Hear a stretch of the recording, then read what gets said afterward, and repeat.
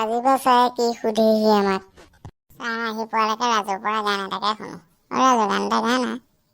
ঠিক আছে বাৰু, কি গান গাম? কিবা এটা গা আৰু। ঠিক আছে, আজি কমেডি গান এটাকে গাইছোঁ ৰ। এই পাদি চাদা মোৰ বুকুৰ আপোন, চাদা নাখালে নেদেখো সপোন, দুপাত চাদা এদিন যায় মাথোন, চাদা মোৰ বুকুৰ আপোন, নাখালে নেদেখো সপোন।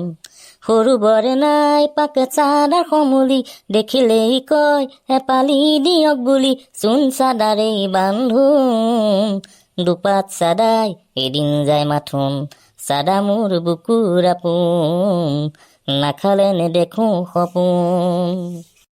মজা লাগিছে দেই। তই এইবোৰ ক'ত শিক? এনেই শুনি শুনি শিকি থাকো আৰু। उड़ जा काले कौआ तेरे मुंह बिच खन पावा, ले जा तू संदेशा मेरा मैं सड़के जावा। আজি ছাৰৰ মুখত দেখোন হিন্দী গান। আজি ক্লাছটো কৰি ভাল লাগিব যেন পাইছোঁ। Good morning sir.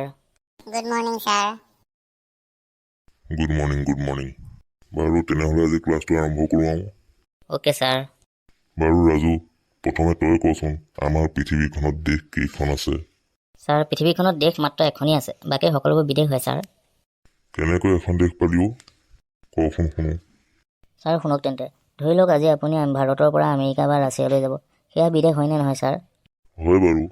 তেন্তে ছাৰ, আমাৰ দেশখনৰ বাহিৰে বাকীবোৰ বিদেশেই হ'ব ছাৰ। তোৰ কথাটো মিছা নহয় বাৰু দেই। বাৰু ৰিমঝিম, এতিয়া তই কচোন অসমৰ বৰ্তমান 3টা সমস্যা। ছাৰ, বৰ্তমান সমস্যা বুলি ক'লে আমি কিন্তু বহুত কথাই ক'ব লাগিব। বাৰু সমস্যাকেইটা কচোন। ছাৰ, বৰ্তমান সমস্যা বুলি ক'লে প্ৰথম এটা সমস্যা হ'ল কৰোণা, দ্বিতীয়টো হ'ল ব্লেক ফাংগাছ আৰু তৃতীয়টো হ'ল হোৱাইট ফাংগাছ। এইকেইটা সমস্যা আছিল জানো আমাৰ? ছাৰ, বৰ্তমান বুলি ক'লে এইকেইটাই হয় ছাৰ, কাৰণ যাৰ বাবে আমি মুখ ঢাকি থাকিব লাগে, ঘৰৰ পৰা ওলাব নোৱাৰোঁ। ইয়াতকৈ আৰু কি সমস্যা আছে ছাৰ? তোৰ কথাটো মিছা নহয় বাৰু, কিন্তু এইকেইটা আমাৰ অসমৰ সমস্যা নাছিল। হ'ব দে, তোৰ কথাকেইটাও মিছা নহয়। তই আজিহে অকণ ভালকৈ উত্তৰ দিছ দেই। অকণমান পঢ়িছ, মই বুজিছোঁ বাৰু। Thank U sir. বাৰু দীপু, তই কচোন কাউৰী আৰু কুলিৰ মাজত পাৰ্থক্য কি?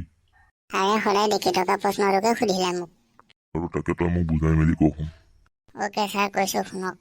ছাৰ, কাউৰী আৰু কুলিৰ মাজৰ প্ৰথম পাৰ্থক্য হ'ল সিহঁতৰ প্ৰথম আখৰটো ছাৰ। হেই, কেনেকৈ হলো? তই মিছা মিছিকৈ যি টি নকবি আকৌ। নকওঁ ছাৰ। বাৰু কচোন শুনো। ছাৰ, কাউৰীৰ প্ৰথম আখৰটো হ'ল কা, সেইবাবে কা কা কা কা কা কা মাতি থাকে।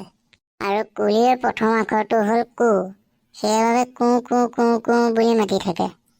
এইটো হ'ল প্ৰথম পাৰ্থক্য ছাৰ।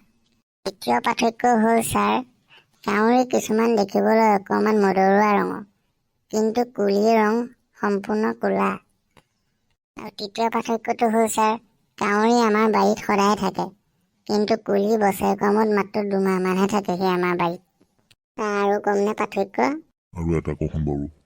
ছাৰ, চতুৰ্থ পাৰ্থক্য হৈছে কাউৰীৰ মাতটো কা কা শুনিলেই খেদি দিবলৈ মন যায়, আৰু কুলি কু কু শব্দটো শুনিলে তাৰ লগে লগে যেন আমিও কু কু কৰিম তেনেকুৱা লাগে ছাৰ। বাহ, আজি কিন্তু তহঁতে চবেই পঢ়ি আহিছ দেই। তহঁতৰ আজি ক্লাছটো কৰি ভাল লাগিলে মোৰ। Thank U sir. ঠিক আছে, এনেকৈ সদায় ভালকৈ পঢ়ি আহিবি দেই।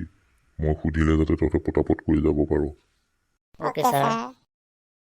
ঠিক আছে তেন্তে আজিলৈ ক্লাছ সামৰোঁ। Okay sir.